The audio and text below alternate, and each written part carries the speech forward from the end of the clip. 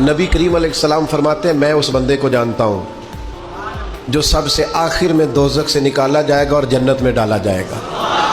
सबसे आखिर में दोज़ख से निकलेगा और जन्नत में जाएगा, मैं जानता हूँ। हुजूर फरमाते हैं अल्लाह ताला अपने करम से, अपनी रहमत से, ये ज़रा अंदाज़ देखिए, इस पर हुजूर बड़ा मुस्कुराए, बयान करके बड़ा मुस्कुराए।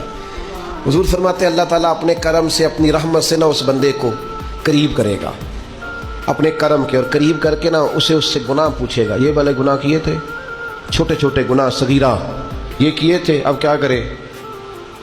उसे पता है कि मालिक तो सारा जानता है। वो कहेगा मालिक को हो गई गलती, मैं भूल गया था। अल्लाह फरमाएगा ये वाला भी किया था, या अल्लाह गलती हो गई, नफ्स गालिब आ गई। ये वाला भी किया था, अल्लाह मैं भूल गया था।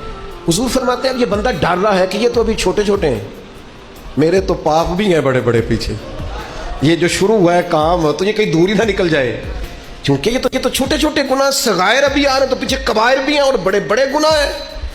नबी करीम फरमाते हैं वो डर रहा है, जब उसके छोटे छोटे गुनाह गिनवा लिए जाएंगे ना, अल्लाह ताला फरिश्तों से फरमाएगा इसके इन सारे गुनाहों को मिटा के इस जगह पे नेकियां लिख दो।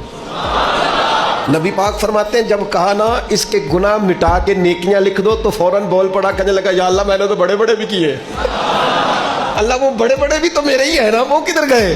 तो हुजूर इस बात को बयान करते मुस्कुराए, और सहाबा फरमाते हैं इतना मुस्कुराए कि हमने मुकद्दस दांतों से नूर निकलता देखा।